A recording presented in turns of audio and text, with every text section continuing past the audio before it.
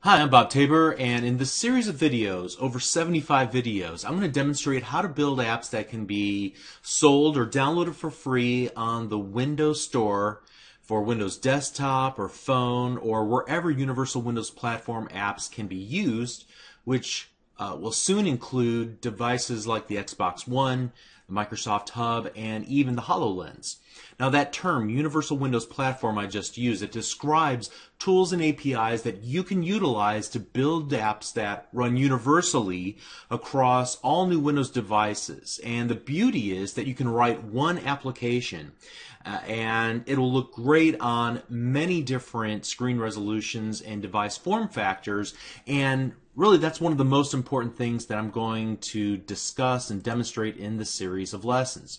So this series is intended for an absolute beginner audience.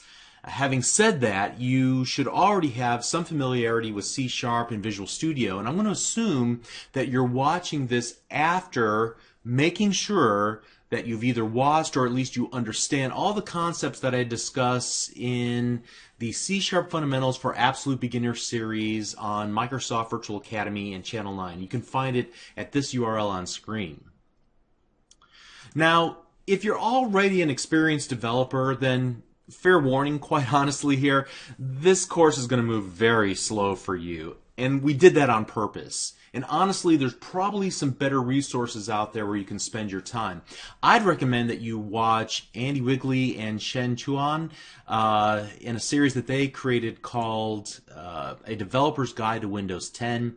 Great, up to date, it's awesome. And I'd recommend you start there if you're already an experienced developer.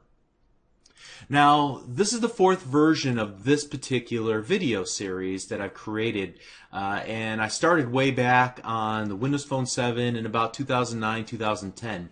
Each time that I release a version of this series, I'm asked a few questions repeatedly, so I want to answer those right up front so that there's no misunderstanding. First of all, you must use Windows 10 to build apps for Windows 10, to build Universal Windows Platform apps. You cannot use Windows 8.1 or Windows 8 or Windows 7 or Windows XP. All right, you have to use Windows 10. That's number one. Number two, you have to use Visual Studio 2015. Now, I recommend that you use Visual Studio 2015 Community Edition, which is a free edition with all the features of the Pro Edition, but it's intended for individuals who are just learning or creating community-based projects. Now, frankly, you can use other editions of Visual Studio, but not previous versions. You must use version 2015 to build Universal Windows Platform apps. So that's number two. Number three, you're going to see me use the phone emulator in order to run and test my applications occasionally. It looked like a little phone running on my screen with a little menu off to the right-hand side. It's actually running software called Hyper-V, which is a platform for running virtual machines on your desktop. And so it's running the Windows Phone 10 operating system in a little virtual machine that looks like a phone. Now, you might need special hardware to run the phone emulator. Specifically, your motherboard and your chip must support a technology called SLAT, or rather Second Level Address Translations.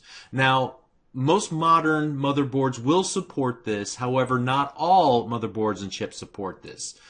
Most importantly, I can't help you with this. I understand very little about it. If you get errors during install of Visual Studio 2015, then you can search Microsoft's forums for help. But again, I can't help you. I've tried to help in the past, and honestly, I've probably confused more people than I've actually helped. Now, the worst case scenario, if you can't get the emulator running on your local machine, is that you might need to deploy your apps to a physical phone device running either the full edition or beta edition of Windows Phone 10 for the purpose of testing. It's simple to do, however, I don't demonstrate how to do that in this series of videos. There are articles online that'll show you how. Now, if you have all these things in place, then number four, you're going to need to turn on developer mode. And the way that you get that is you open up settings in Windows 10 and you go to Update and Security. And then on the left-hand side, you select for developers, and then make sure to choose developer mode. And if it asks you to save, then go ahead and save. I'm not sure, I can't remember that particular part. But make sure that you have that set. Visual Studio will probably give you an error whenever you first run an application if you don't have that setting set up, okay? Now, this series of videos is about 15 or 16 hours long. It's fairly comprehensive. And one of the most important new features of this training series is that I'm going to give you homework assignments called challenges. And I'll give you all the tools that you need to build an app to my specifications, and then I'm even going to give you the solution to the challenge in the form of a video in case you get stuck.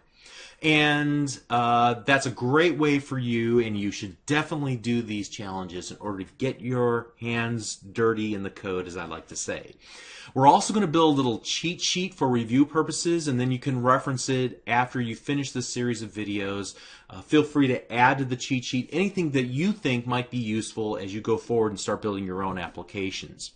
And then finally, in the last half of the series, we're going to build 4 entire applications and even submit one of them for inclusion in the Windows Store. Now, these apps are going to show you how to think like an app developer from concept through implementation.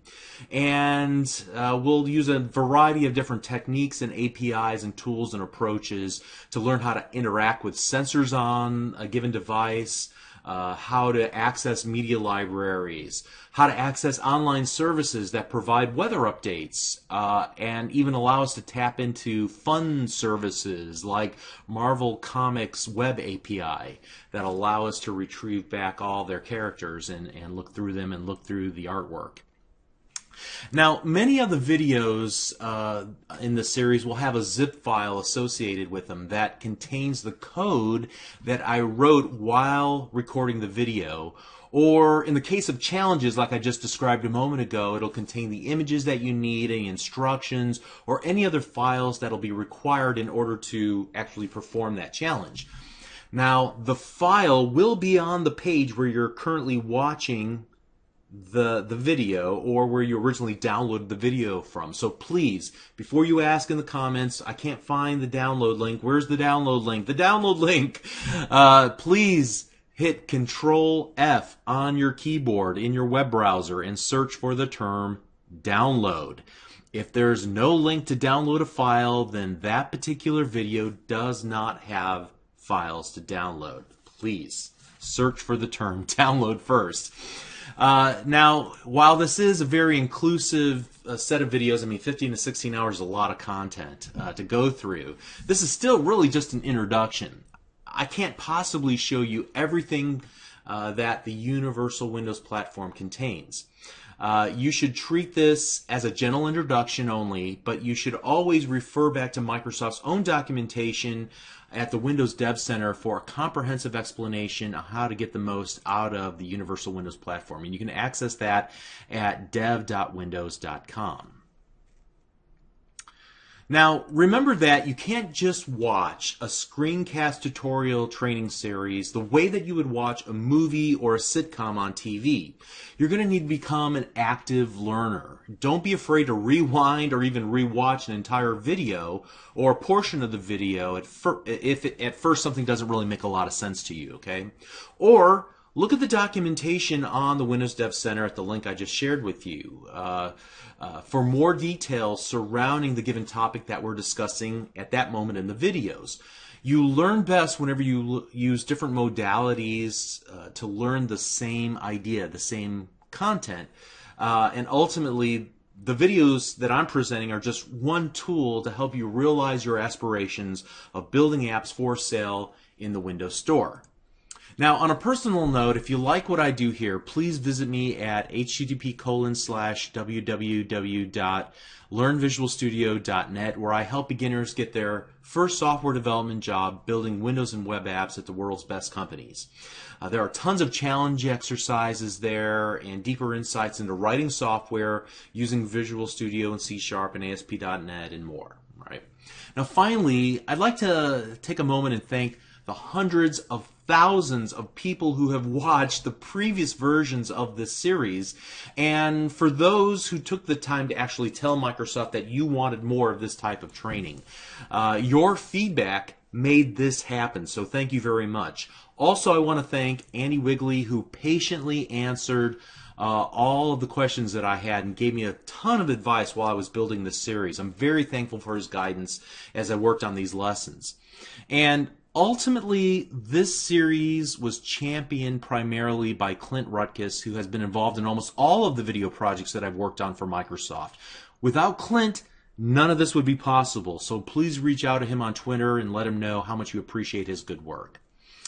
Okay, so enough setup. You've got Visual Studio 2015 running on Windows 10, and you've turned on developer mode in settings like we looked at just a moment ago, and you're wondering what comes next. Well, we're going to get started in the very next video. We'll see you there. Thank you.